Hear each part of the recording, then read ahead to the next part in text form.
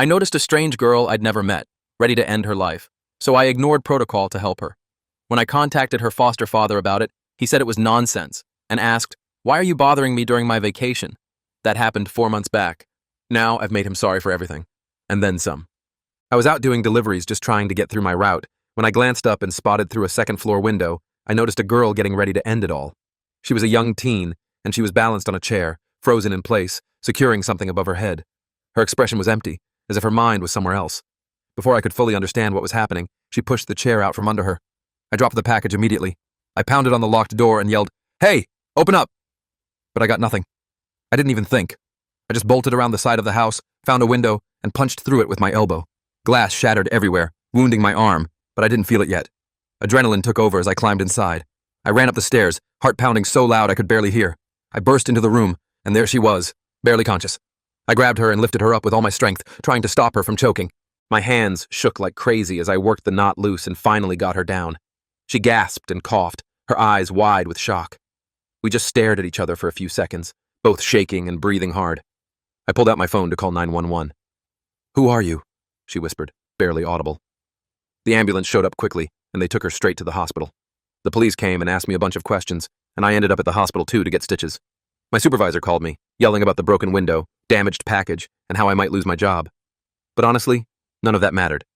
I couldn't stop replaying that moment when I looked up at the window. At the hospital, the doctor stitched up my arm. She was gentle and calm, which helped because I was still shaking pretty badly. Even after I got home, I was shaking. I couldn't sleep. I couldn't talk about it with my wife or my kids. The whole thing just ate away at me. I needed answers.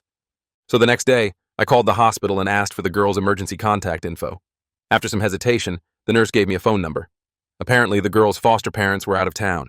A man answered when I called the number, sounding irritated right away. When I explained who I was and what happened, his voice was cold, and what he said shocked me to my core. "Oh, okay. But you just said she's alive? So if she's not actually dead, why are you calling me and disturbing me on my holiday?" I went pale. I tried to explain again, but he just snapped, "Look, we've got 8 foster kids here. You think we care about every little drama? We feed them, we get the checks. Ellie keeps to herself. Not our problem if she's unstable." I clenched the phone so tight my knuckles turned white. "She tried to take her life," I said slowly, hoping he'd realize how serious this was. "And you stopped her. Congrats," he said flatly, then hung up. I just stood there staring at the wall, feeling completely hollow. I had never heard someone talk about a kid like that. It explained everything, the lifeless expression on her face, the emptiness in that huge house. No one had cared enough to notice she was hurting. In the weeks that followed, I couldn't get her out of my head. The nurse actually called me at some point to tell me Ellie had asked about me. She said she remembered the way I looked at her when I found her, like someone actually cared. Hearing that made something inside me shift. It made me want to show up again. About 2 weeks later, an address close to hers showed up on my delivery list again. It wasn't her house, but it was close enough to where I could knock on her door and pretend I'd made a mistake. And so I did. When I knocked, Ellie opened the door. She looked just as sad as ever, but she saw me and recognized me right away. "You're the package guy," she said softly. "Yeah, that's me," I replied, awkwardly mumbling something about getting the wrong address. I was going to just walk away, unsure of what to do. But then she asked me, "Do you ever think about what would have happened if you hadn't looked up?" I froze. I went to respond, but before I could, a woman appeared behind her in the doorway. I realized it was the foster mother. Her face changed when she saw me. "You," she said coldly. I nodded politely, but she stepped forward, blocking Ellie. "I didn't expect you to show up again. Because of you, we had to spend money to put her in therapy. We don't need any more of your interference."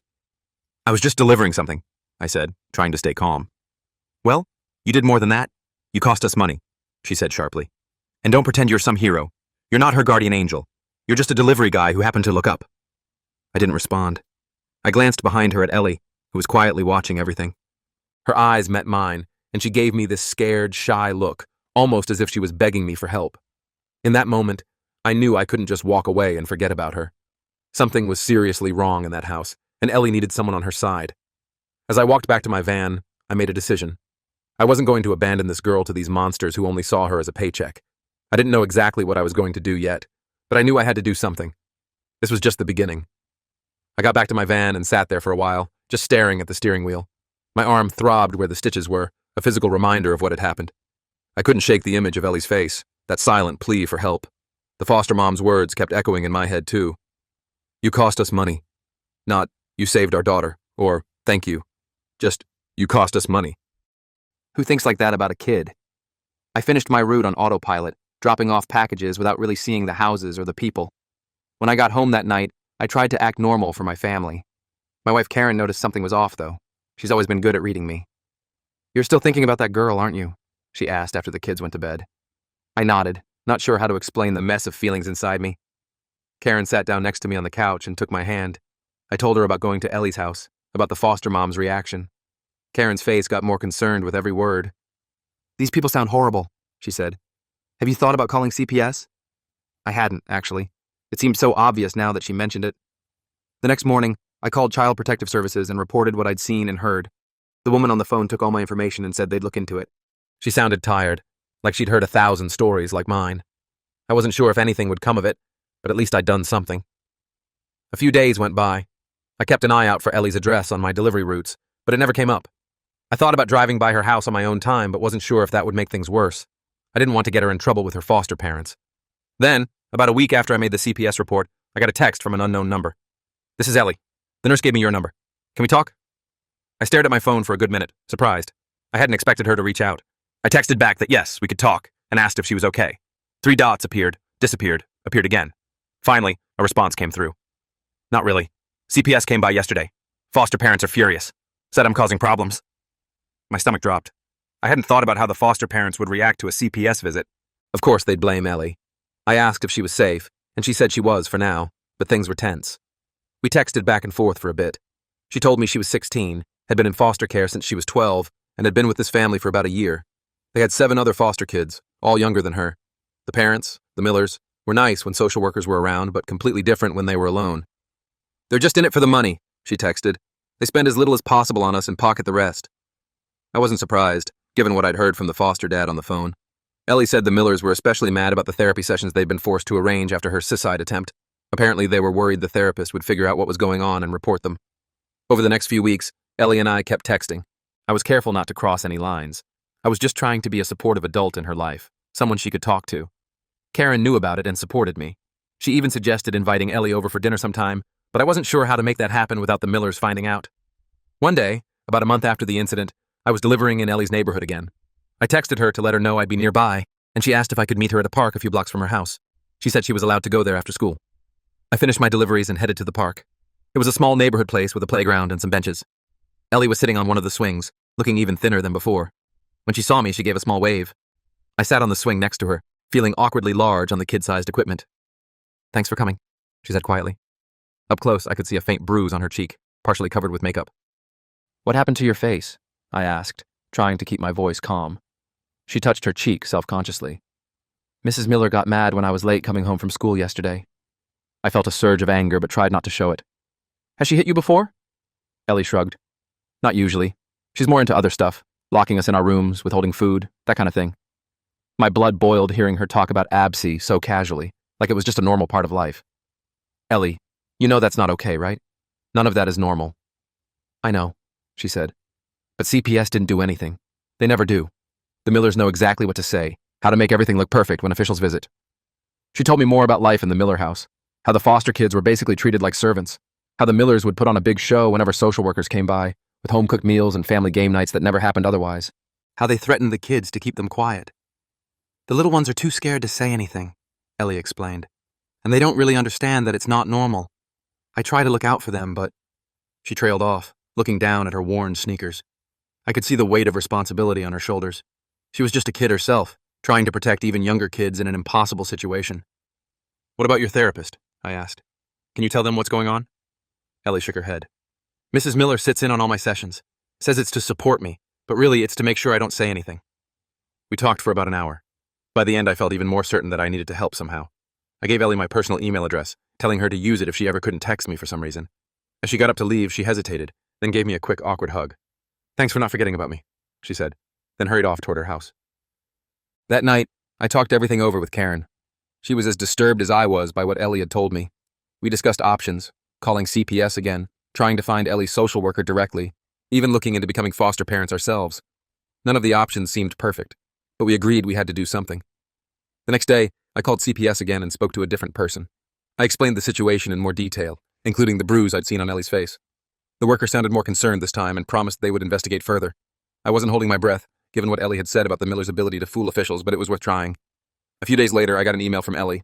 The subject line was just, "Help," in all caps. My heart raced as I opened it. "They took my phone.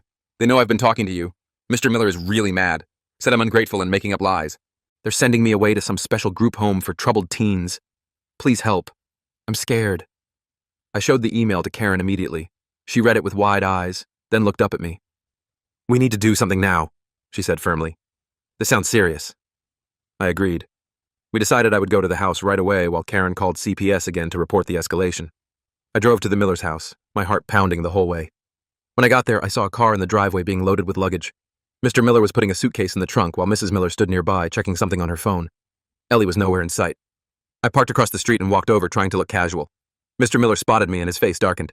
He was a tall man with an expensive haircut and the kind of tan that comes from regular vacations, not honest work. "What are you doing here?" he demanded as I approached. "Haven't you caused enough trouble?" "I'm just checking on Ellie," I said, keeping my voice level.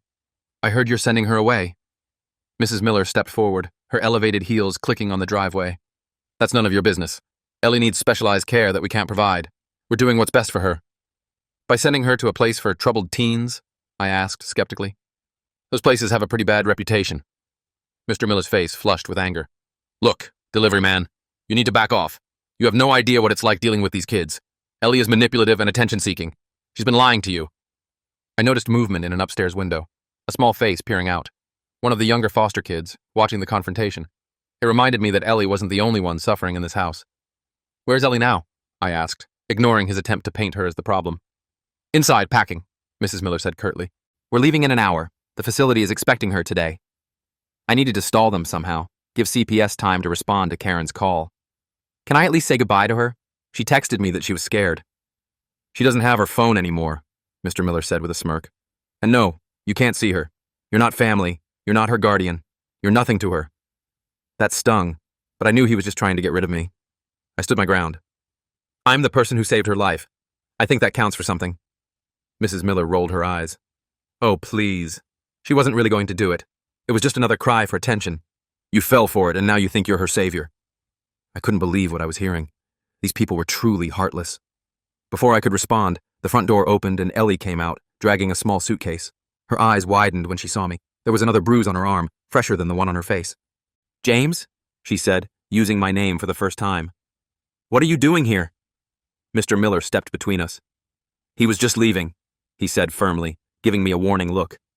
Ellie tried to move around him, but Mrs. Miller grabbed her arm, right on the bruise, making her wince. "Get in the car, Ellie, now!" I needed to do something, but I wasn't sure what. I couldn't physically stop them from taking her. That would be kidnapping. But I couldn't just let them send her away either. I locked eyes with Ellie, trying to communicate that I wasn't abandoning her. "Ellie, do you want to go to this place?" I asked directly. Before she could answer, Mr. Miller stepped right into my personal space. "That's enough. Leave now, or I'm calling the police." Just then, another car pulled into the street, a county vehicle with the CPS logo on the door. Relief flooded through me. Karen had come through. The Millers noticed it too, their expressions changing from anger to practiced pleasantness in an instant. It was disturbing to watch. A woman got out of the car, carrying a folder. She introduced herself as Ms. Jordan from Child Protective Services. The Millers immediately started explaining that they were just taking Ellie to a specialized treatment center, presenting it as a caring decision. Ms. Jordan listened politely, then asked to speak with Ellie alone.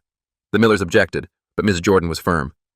"It's standard procedure," she said, in a tone that suggested she wouldn't be swayed. They went inside, leaving me standing awkwardly with the Millers in the driveway. Mr. Miller glared at me the whole time.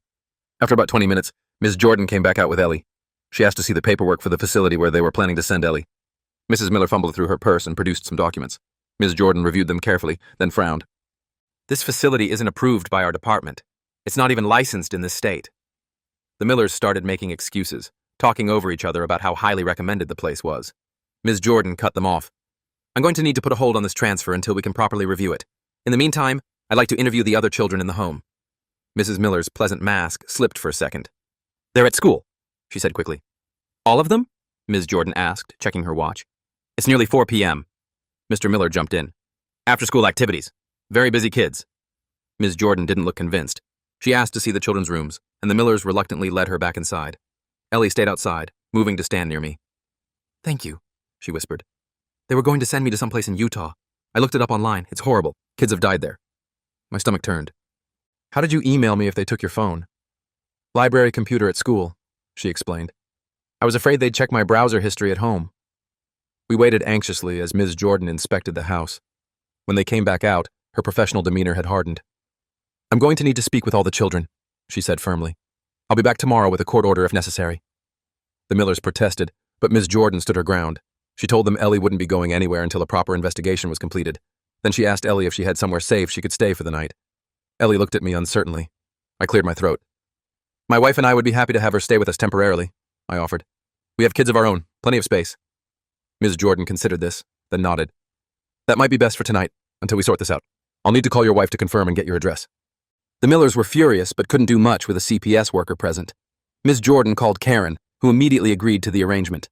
Ellie went back inside to get her things while Ms. Jordan filled out some temporary paperwork.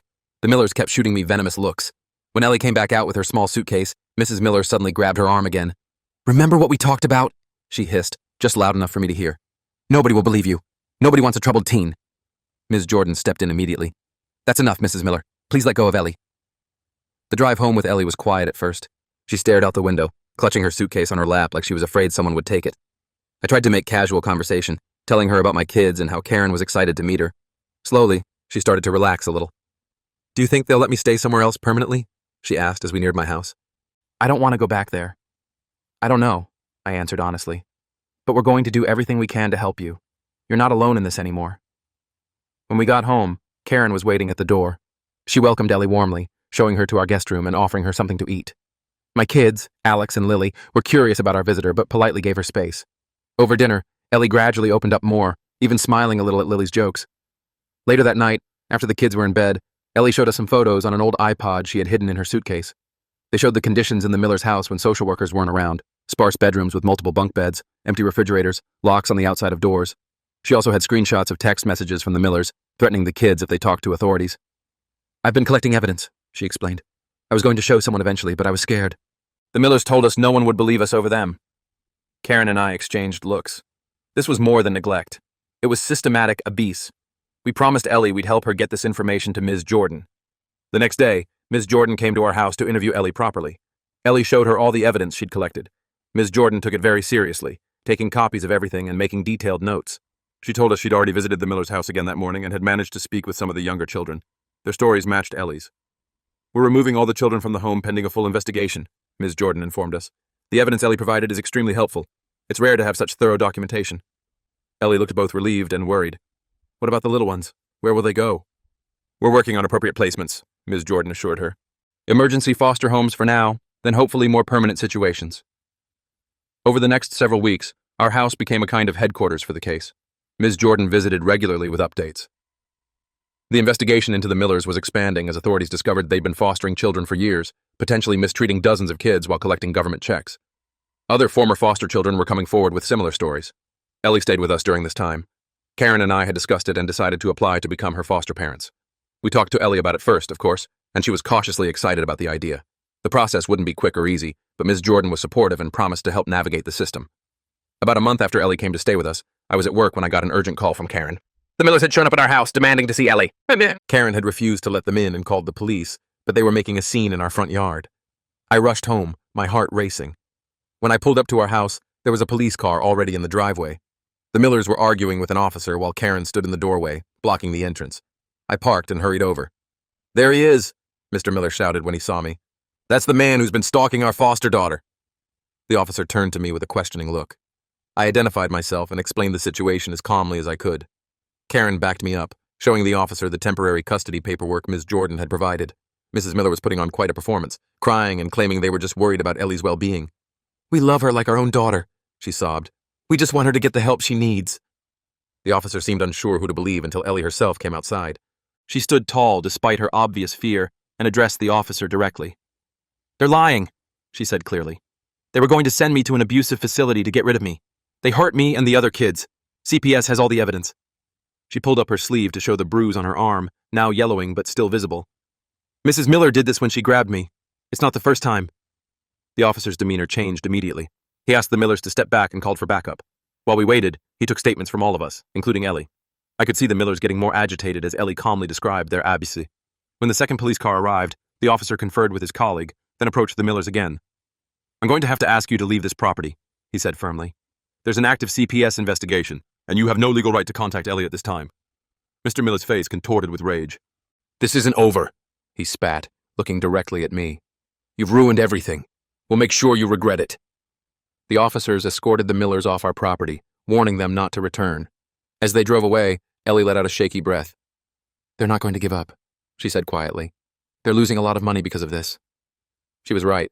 The Millers didn't give up easily. Over the next 2 months, they tried everything to discredit Ellie and me. They filed a complaint against me with my delivery company, claiming I'd been harassing them. They told neighbors and community members that Ellie was mentally unstable and making up stories. They even tried to contact my kids' school, though thankfully the administration didn't engage with them. But their efforts backfired. The more they lashed out, the more suspicious they looked to investigators, and Ellie's evidence was too solid to dismiss. Other former foster kids from the Miller home continued to come forward, each with similar stories of neglect and emotional absence. Ms. Jordan kept us updated on the case. The investigation had expanded to include financial fraud. The Millers had apparently been misusing government funds meant for the children's care. They were facing serious charges, and their foster care license had been permanently revoked. As for Ellie, she was slowly healing. She started therapy with a counselor who specialized in trauma, this time without Mrs. Miller monitoring her sessions. She enrolled in the local elevated school and even made a few friends. There were still bad days, of course, nightmares, anxiety attacks, moments of deep sadness. But there were good days, too, more and more of them as time went on. Our application to become Ellie's foster parents was progressing well. The home study was complete, and Ms. Jordan was advocating strongly for us. It wasn't a done deal yet, but things looked promising. One evening, about 4 months after Ellie had come to stay with us, we were all having dinner together when the doorbell rang. Karen went to answer it while the rest of us continued eating. She came back looking confused, holding a large envelope. "It's for you," she said, handing it to me. "Hand-delivered by some guy in a suit." I opened the envelope and pulled out a stack of legal papers. As I read the first page, my stomach dropped. The Millers were suing me for defamation, harassment, and alienation of affection regarding Ellie. They were demanding an enormous sum in damages. "What is it?" Ellie asked, noticing my expression. I tried to downplay it, not wanting to worry her. "Just some legal stuff from the Millers, nothing to worry about." But Ellie wasn't a child who could be easily reassured. "They're suing you, aren't they?" she asked directly. "Because of me." I sighed and nodded. "It's just a tactic to try to scare us. Their case doesn't have any merit." "But you'll have to hire a lawyer, right? That costs money." Ellie looked devastated. "I'm so sorry. I never meant to cause all this trouble for your family." Karen reached across the table and took Ellie's hand. "You haven't caused trouble, Ellie. The Millers are the ones doing that, and we're not scared of them." I tried to project confidence, but truthfully, I was worried. We didn't have the kind of money needed for a prolonged legal battle. The Millers, despite the ongoing investigations, still had resources and connections. This lawsuit could drain us financially, even if we eventually won. The next day, I called a lawyer friend for advice. He reviewed the lawsuit and confirmed what I suspected.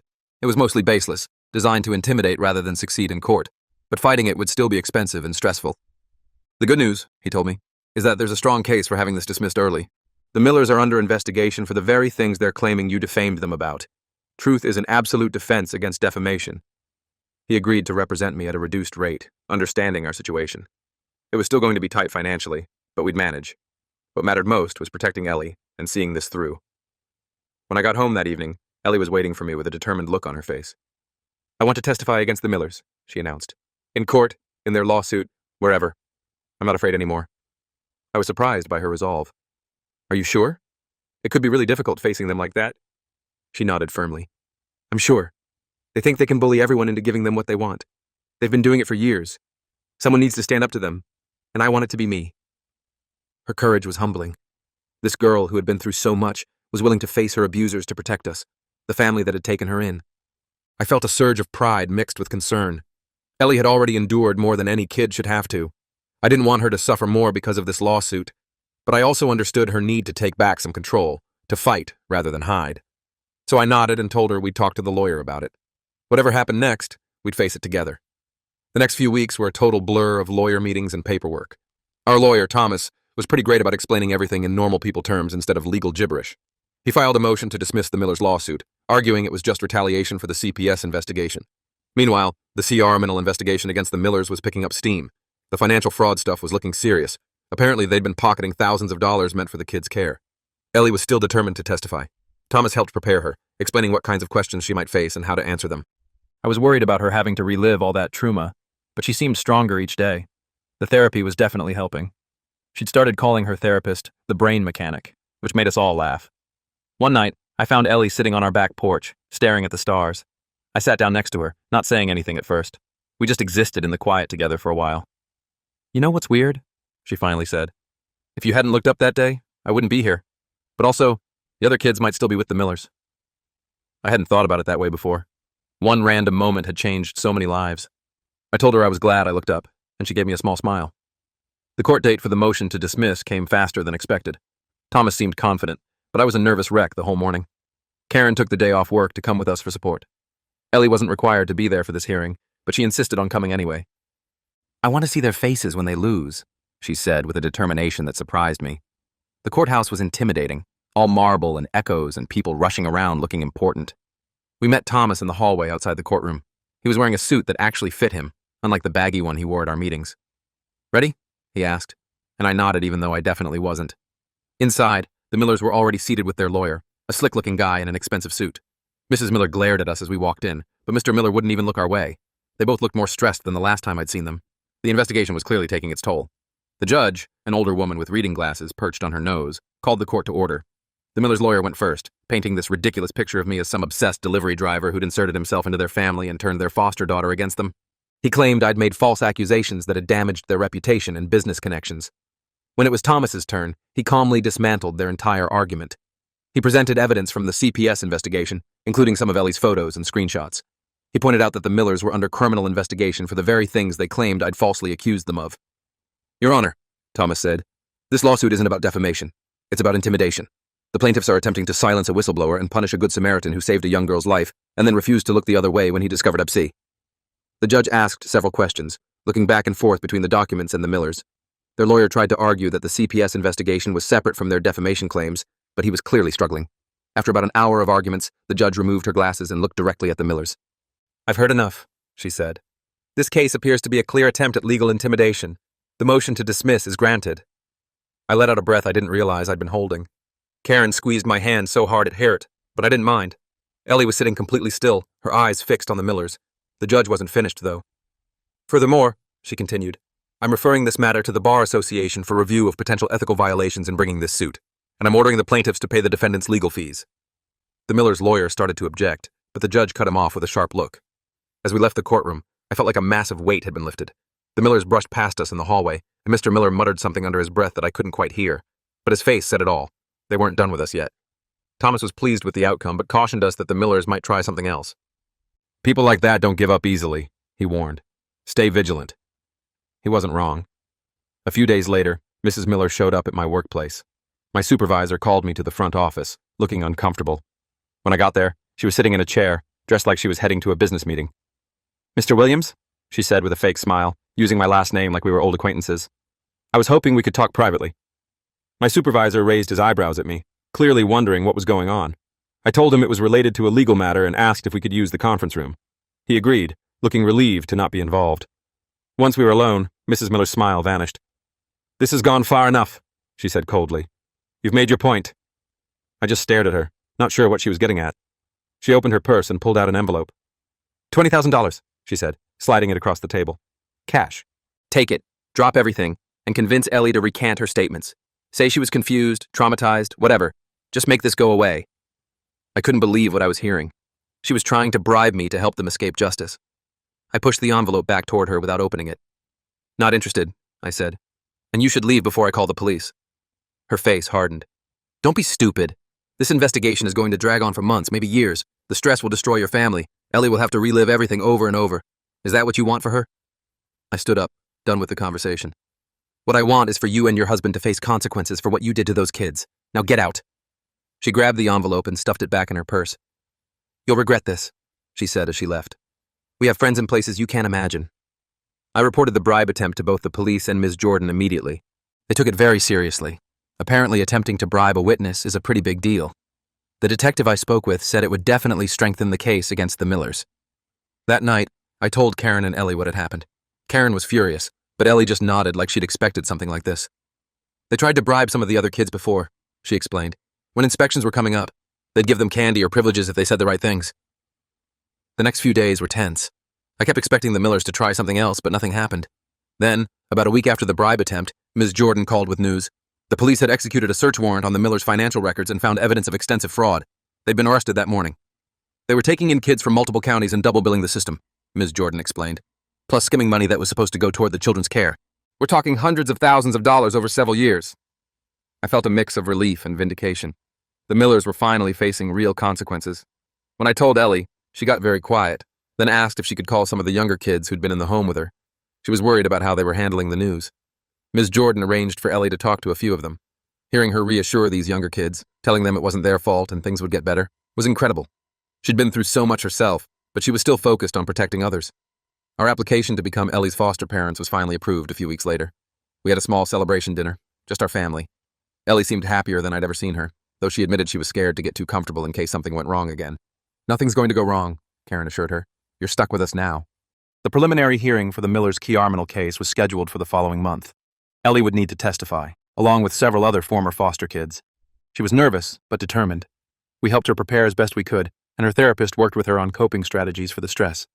The day before the hearing, Ellie came to me with a notebook in her hand. I wrote something, she said shyly. For tomorrow. Can I read it to you? I nodded, and she opened the notebook. It was a statement she wanted to make to the court, explaining not just what the Millers had done, but how it had affected her and the other kids. It was straightforward and powerful, without any self-pity. Just the truth. That's really good, Ellie, I told her when she finished. The judge needs to hear that. She smiled, looking relieved. I want to do this right. Not just for me, but for all the other kids they hurt. The hearing itself was intense. The courtroom was more crowded than for our dismissal motion, with reporters and what looked like other foster parents in attendance. The Millers were there in orange jumpsuits, looking much less intimidating than before. Ellie was called to testify early in the proceedings. She walked to the witness stand with her head held elevated. The prosecutor asked her questions about her time with the Millers, and she answered clearly and calmly. When asked about her suicide attempt, she glanced at me briefly before explaining how hopeless she had felt. The Millers' defense attorney tried to paint her as unstable and unreliable, suggesting she had made up the abuse allegations for attention. But Ellie didn't take the bait. She stuck to the facts and even corrected him when he tried to twist her words. When given the chance to make her prepared statement, Ellie spoke directly to the judge. Her voice shook a little at first, but grew stronger as she continued. She explained how the Millers' absence had affected not just her physical well-being, but her sense of self-worth and trust in adults. The worst part wasn't the hunger or the punishments, she said. It was knowing that the people who were supposed to protect us saw us as nothing but paychecks. That does something to you that's hard to fix. By the time she finished, several people in the courtroom were wiping away tears. Even the judge looked moved. The Millers, however, showed no reaction at all. After Ellie's testimony, several other former foster kids spoke. Their stories matched Ellie's, consistent patterns of neglect, emotional abuse, and financial exploitation. The prosecutor also presented financial evidence showing how the Millers had misused funds meant for the children's care. By the end of the hearing, the judge ruled there was more than enough evidence to proceed to trial. The Millers were denied bail due to the severity of the charges and the risk they might try to influence witnesses. As we left the courthouse, a reporter approached us, asking for a statement. I was about to decline when Ellie stepped forward. The Millers HR'd a lot of kids, she said simply. I just want to make sure they can't do it anymore. The reporter asked a follow-up question, but I gently steered Ellie away. She'd done enough for one day. That night, we had a quiet dinner at home. Ellie seemed exhausted, but at peace. After the kids went to bed, she sat with Karen and me in the living room. Thank you, she said suddenly. For everything. For looking up that day. For not giving up. We're the ones who should be thanking you, I told her. You're the bravest person I know. She shook her head. I'm not brave. I was just tired of being scared all the time. 6 months later, the Millers' trial concluded with guilty verdicts on multiple counts of fraud, child endangerment, and abuse. They received substantial prison sentences and were ordered to pay restitution to all the children who had been in their care. The day the verdict was announced, Ellie got accepted to her top-choice college with a partial scholarship. She'd been working incredibly hard at school, making up for lost time. The acceptance letter came in the mail, and she ran into the house waving it like a flag. I got in, she shouted, and we all celebrated with ice cream and a movie night. Later, when everyone else was asleep, I found Ellie sitting on the porch again, looking at the stars like she had that night months ago. Penny for your thoughts? I asked, sitting beside her. She smiled. I was just thinking about how different everything is now. A year ago, I didn't think I'd live to see 18. Now I'm going to college. I nodded, remembering that day when I looked up and saw her through the window. One small moment that changed everything. I'm really proud of you, I told her. She leaned her head against my shoulder. I'm proud of us, she said. All of us. And sitting there under the stars with my daughter, because that's who she was now, paperwork or not, I couldn't help but agree.